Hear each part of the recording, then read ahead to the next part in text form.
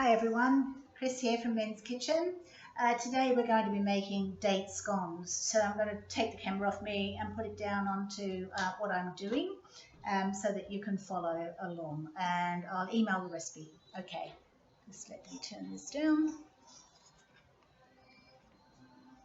All right, in my bowl here I have 2 cups of flour there, and to that I'm going to add 1 tablespoon of baking powder.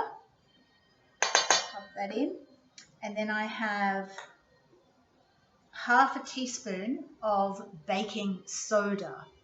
So they're quite different things. Baking soda is bicarbonate of soda, and baking powder is cream of tartar and baking soda. So that's those 2 in. Then we have 1/4 teaspoon of salt, just table salt, because it's nice and fine, whereas the sea salt can be quite gritty. And we have 1/4 cup of sugar. That's in. And now we're just going to effectively sift that, but we're just mixing it around. Oops. The modern way of sifting. And then we need 125 grams of butter, as cold as possible. And that goes straight in. And this is where you get mucky. This is where you're going to put your hands in and get some therapy. So I'll just turn this down a little bit more so that you can see what I'm doing. All right, so we have the butter and the flour ingredients. Coat the butter like so. And then what you're going to do is just make sure that you can separate the little cubes, because you've cut them up to be nice and small. So about yay big, 1 to 2 centimeters. So just separate those cubes out and get them all coated in flour. And now you can start squashing them in your hands, just with your fingertips. And by doing this, you're also getting air into the flour mixture. It's quite therapeutic. If you don't have very strong hands, you can do this in a food processor, but just pulse it. Don't do it too much, because it'll congeal, and we don't want that. You don't get as much air in when you're doing it in a food processor, but I have been guilty of definitely doing mixtures in the food processor, particularly when I'm catering for a lot of people. So just keep doing this. It's quite therapeutic. Once the butter starts to warm up with your fingertips, it becomes easier to squash into the flour. And basically what you're looking for is a sandy look at the end, with most of the butter incorporated into the flour, the sugar, and the raising agents. Now, I've used plain flour, 2 cups of plain flour, but if you have only got self-raising flour in the house, then use self-raising flour. Don't use the baking powder if you've got self-raising flour, but do use the bicarbonate, if all that makes sense. Okay, so you can see here that it's getting mixed in just gradually. And it is quite, just to chill out for 5 or 6 minutes to do this. It's rather nice. It's not a great one for the kids to do. I remember my son, when he was little, I'd get him to do this, and I ended up with mixture everywhere. So just keep going a little bit more, and you can see, and you could even do this as long as you're sort of, getting as much air in as possible. So if your fingers become tired, then just gently, gently rub it through your fingers that are together. And now you can see that that's becoming much more yellow in colour, because the butter is in the flour. So we'll just give it a little bit of a... And if you don't get every little piece in, don't worry, because it'll all amalgamate once it goes into baking. So do not worry too much about it. Now at this stage, you could add some cinnamon if you wish. You could add some grated nutmeg. And for savoury scones, oh my goodness, I'm going to show you how to do savoury scones with semi-sun-dried tomatoes and some good cheese, and they are so delicious. What we're also making these scones with, the date scones with, is yogurt, and the yogurt gives them that lightness and is healthy. So we're using Greek yogurt. Now you can see here that this is looking pretty good. So I'm going to leave it there. Now, just dust off your hands. I'm not going to wash them yet because I'm going to add everything else in. I've got an orange here, and I'm going to zest that in because dates and orange go so well together. So this is a huge orange. I'll just zest maybe half of it. And if I do it with the grater up this way, I can see how much I'm getting, and it doesn't grate my fingers. So you can see here, that's quite a bit. I want a couple of teaspoons, I think, just to give it that real flavour. If you're not overly keen on orange, then don't do it. That's fine, it's totally optional. But what you're doing by zesting here is you get the oils from the orange coming through the skin, and it is so pungent and beautiful. Okay, I think that's about it for me. Tap that off and we'll get rid of that. All right, so now let's wipe my hands. We have our wet ingredients. So these were the dates I bought, pitted dates. I have chopped them with scissors. Now it's a good thing to do with scissors because when you snip the dates, you make sure 100% that you've got every stone from those dates. So even though this says pitted dates, you know, one may have been left by the machine, and I've found that out when I've fed guests. So be careful, but you want them about this size anyway.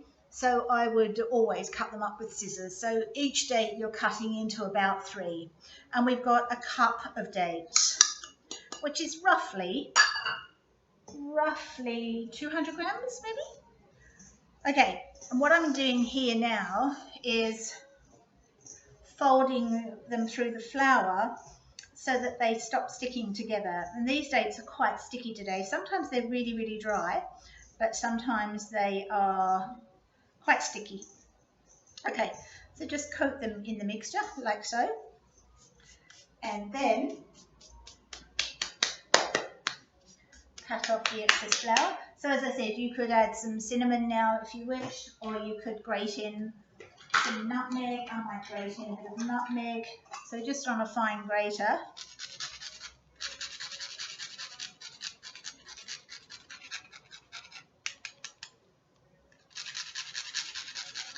I can never see it coming out.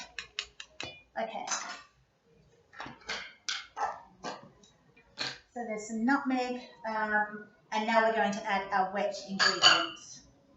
So I have 2/3 of a cup of Greek yogurt, which is just Greek style yogurt, just plain.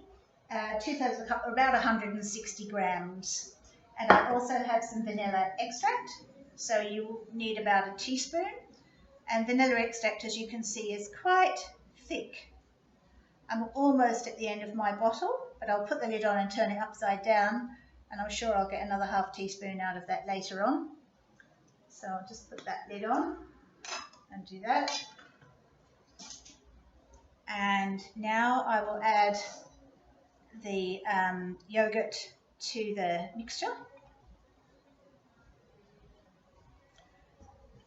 Now, dependent on your flour and dependent on, you know, how old the flour is, you know, what part of the season it was. Sometimes your mixture is a bit drier than you want, so be prepared to add maybe a little more milk if it's too dry and won't come together. So just take that off, put that over there, and let's see if it comes together. It'll come together. It looks dry in the bowl until you actually touch it, and then it's quite wet. So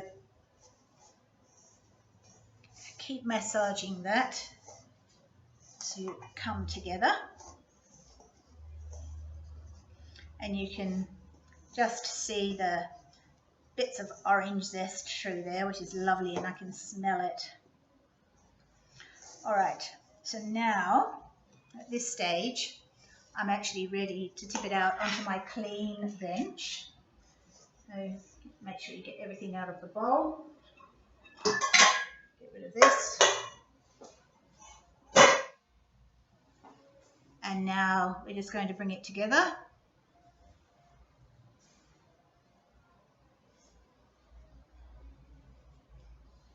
Lovely. And by bringing it together like this, we're not overworking the dough. We're just, we're not kneading it. We're literally just making sure it all sticks together. And I think you'll be able to see, let's get rid of all of this excess. I'll take that away and then I'll show you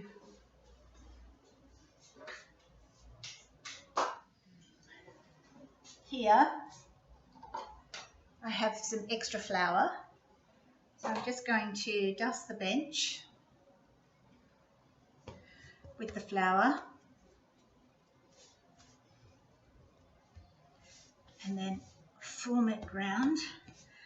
Now at this stage you can roll it out or you can just pat it out, and that will keep the dough nice and moist and easy, yeah, as I said, you can roll it out a little bit, but I'm going to do it like that. And the good thing about this dough is you can re-roll it. So here I have a 6.5 centimetre cutter, plain cutter. Now you could, at this stage, just cut it into 8 wedges if you wanted to. Some people like the date scones like that, and some people like them the traditional round scone. So put the cutter in and tap it right down. Do not twist if you can help it, because that's what gives you the wonky scone. So you can see here it's quite thick. We want nice big scones, so let's see what happens. I'll just put a little bit of, actually what I'll do is get my baking tray. I have a little bit of cream in a bowl to brush the scones. I don't need a rolling pin. I've decided not to go with that. I have a baking tray lined with baking paper, and I have a bench scraper, bowl scraper, so I'll show you what to do with that in a minute. So just going to pop that on. Now you can have these joining together, or you can just pop them on the baking tray in lines. What you could also do is dust your cutter in flour, and that helps it go through nice and neatly as well. And then you just push that out, and the yogurt should keep these beautifully moist. I love to see the orange flecks through, but as I said, that's entirely up to you. Redust your cutter. And again, straight down, no twisting. And this is the same with all scones. If you can avoid twisting, you will get that lovely straight side to it.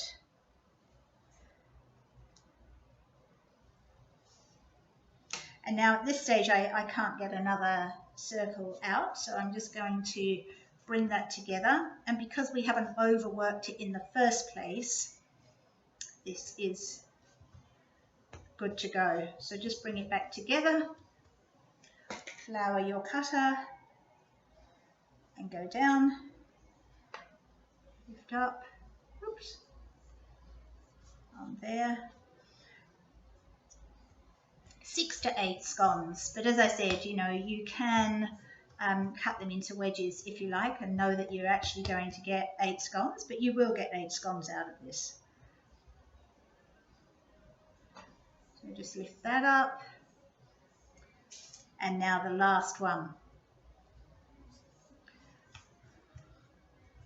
Turn that over, and you can see that just mold it in, and you've got it the same shape as all the others. Nice little trick that at the end for the last one. You can see it looks just as good as the others. All right, now these here, they'll cost you about $2, and they're called bowl scrapers, but they're also fabulous for cleaning your bench. So just scrape away the flour out of the way, and then you can wipe this up and just flick it into a container like so off the edge of your bench. And then when you wipe the bench down, do it with a cloth that is cold, has been washed in cold water. And then when you go to rinse it out in cold water. Otherwise the pastry will cook into the cloth. All right, so I've got them all separated here. You've got 8 beautiful scones. Now your oven, sorry, I'm not sure I told you to put your oven on. Your oven needs to be at 200. And now we're just going to do the top of the scones with the cream. You could do it with a bit of egg yolk if you prefer. And if you don't have any cream, then do it with milk. Anything to give it a little bit of browning. I had a little bit of cream in the cupboard, in the fridge, so I thought I'd use that. Silicone pastry brushes can go in the dishwasher, so they're not as elegant as the French pastry brushes, but they do a job for this type of thing. All right. And now that goes into the oven for 15 to 17 minutes, depending, because they're quite big scones, so we'll see. I'll come back in 15 to 17 minutes. Hi everyone, back again. The scones are cooked. You can see here, I've got them on a cooling rack, so just pop them there. You can see that they're beautifully golden, and you want them to be golden on the bottom as well, and that way you'll know that they're cooked. And let them cool down to room temperature, and then you can pop them on a plate with some butter. This is still very hot, but I'll cut it open just so that you can see. I'm just doing it with a serrated knife because they are very hot. And you can see here, they look beautiful inside. Oh, very hot. Okay, so I'll let those cool to room temperature, and then somebody can eat them. Not me. Okay, bye.